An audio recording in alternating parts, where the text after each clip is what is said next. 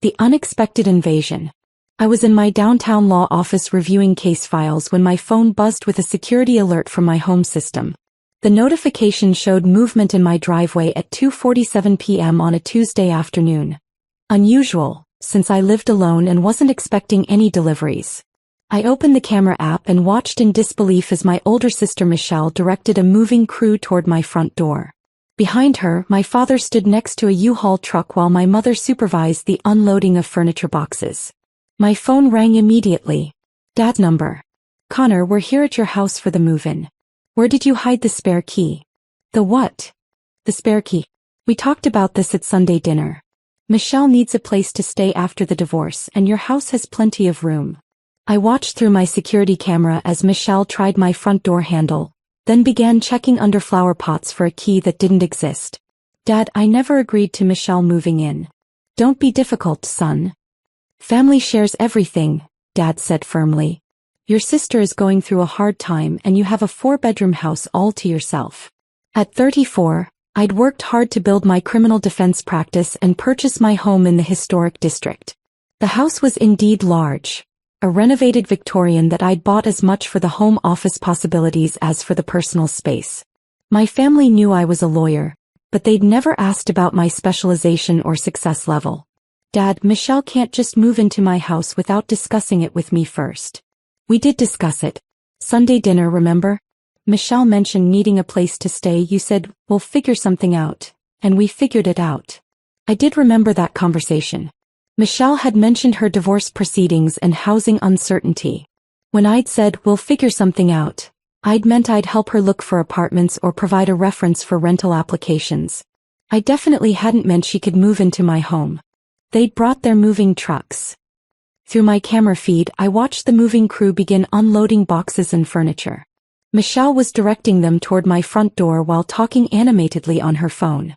Dad, you need to stop the movers. Michelle cannot move into my house. It's temporary, Connor. Just until she gets back on her feet. How temporary? A few months. Maybe a year. Divorce settlements take time. I pulled up Michelle's divorce case on my legal database. Public records were easily accessible to attorneys. Her proceedings had been dragging on for 8 months, with significant disputes over asset division and custody arrangements. Her husband had filed countercharges for financial misconduct. This wasn't going to be resolved quickly. Dad, I'm not comfortable with this arrangement. Since when do you turn your back on family? Your sister needs help and you have the means to provide it. Mom took the phone. Connor, sweetie, Michelle is really struggling. The divorce has been so hard on her and she lost the house. She just needs somewhere safe to land. Through my cameras, I watched Michelle use her phone to take photos of my front windows, presumably trying to see inside to plan furniture placement. Mom, I sympathize with Michelle's situation, but moving into my house isn't the solution. There are other options. Like what? Apartments are so expensive and with her legal fees. There are transitional housing programs, temporary rentals, extended stay hotels. Hotels? Connor, she's your sister, not a stranger. I watched the moving crew carry what appeared to be a sectional sofa toward my front porch. They were clearly planning to move everything inside whether I was there or not. I checked my security camera feed. Mom, I need to go. Please tell the movers to stop unloading. Connor, don't be selfish about this. Family helps family. After hanging up, I immediately called my assistant. Rebecca, I need you to cancel my 4 p.m. appointment and contact Sheriff Morrison's office. I need to report a trespassing situation in progress at my residence. Trespassing? Are you okay? I'm fine. Family members are attempting to move into my house without permission. I need law enforcement intervention. Should I call your usual contact in property law? No, this is criminal trespassing. Different jurisdiction. I gathered my briefcase and headed for my car. The 20-minute drive home gave me time to think about how this situation had escalated so quickly from a family dinner conversation to an actual invasion of my property. My family had always made assumptions about my willingness to solve their problems with my resources. As the successful single brother with no kids and a large house, I was apparently viewed as the family safety net. The problem was they never asked, they just assumed. Build up. The confrontation.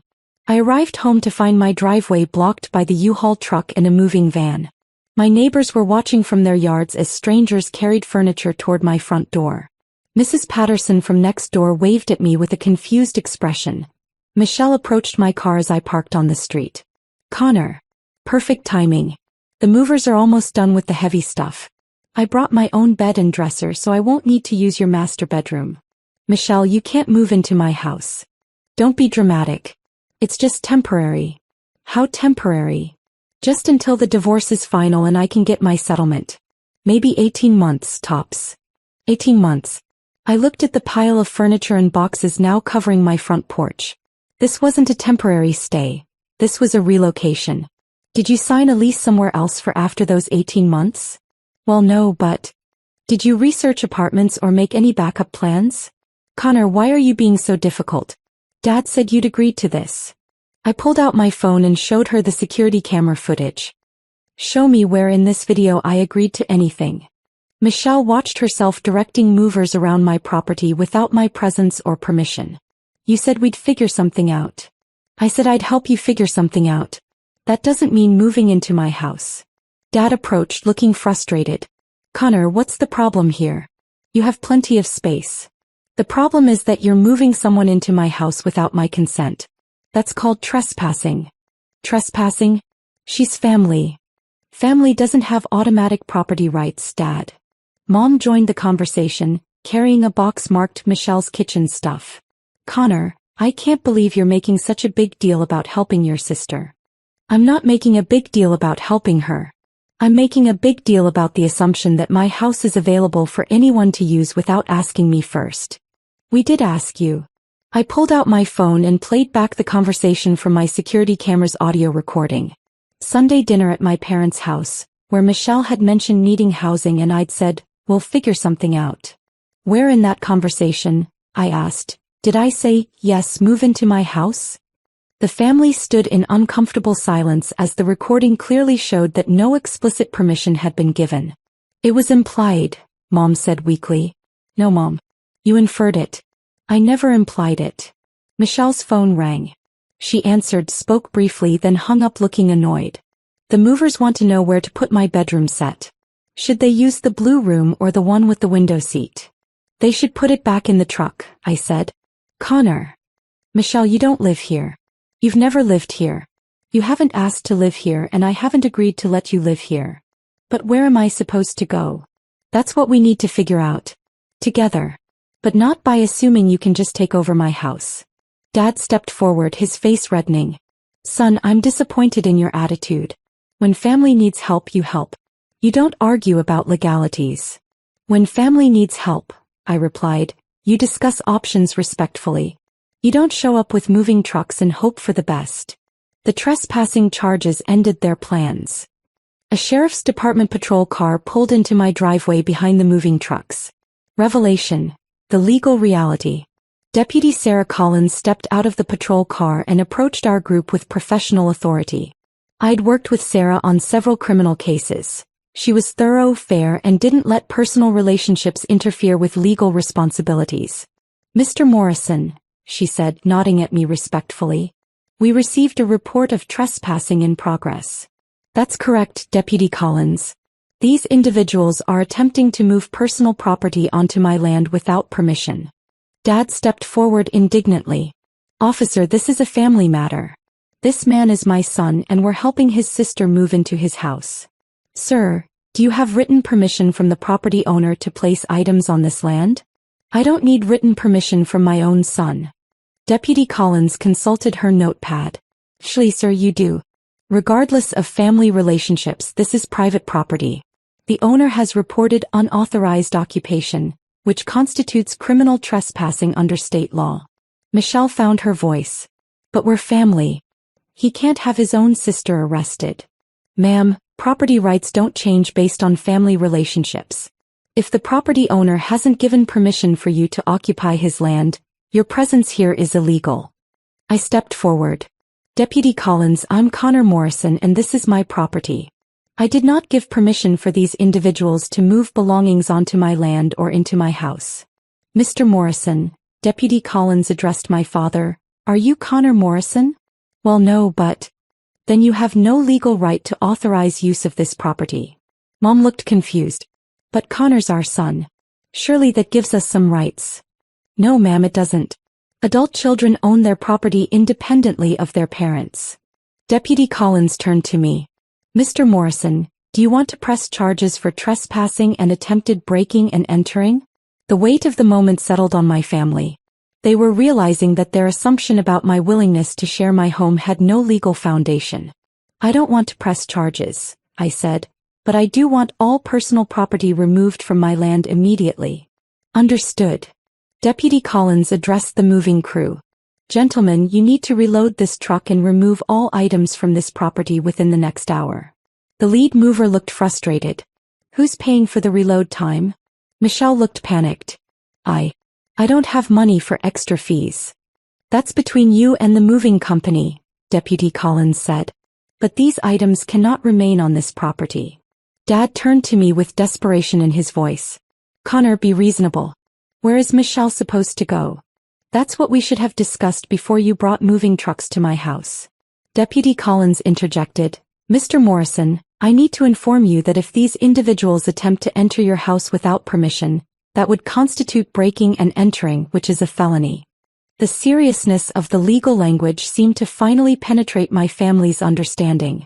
This wasn't a family disagreement anymore. This was a criminal matter. Connor, Michelle said quietly, I really don't have anywhere else to go.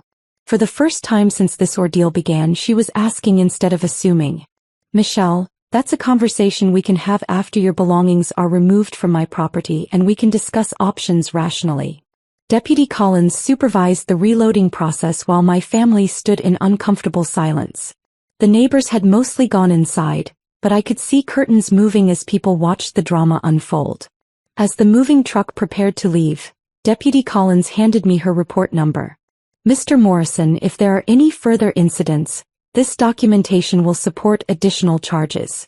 Your family has been formally notified that they don't have permission to occupy your property. After the deputy left, my family and I stood in my driveway in awkward silence. Resolution. New boundaries, real solutions. So what now? Michelle asked, looking genuinely lost. Now we sit down and have an actual conversation about your housing situation, I said. But first, I need all of you to understand something. I looked at each of them in turn. This house is my home. It's not family property, it's not a temporary housing solution for whoever needs it, and it's not available for use without my explicit permission.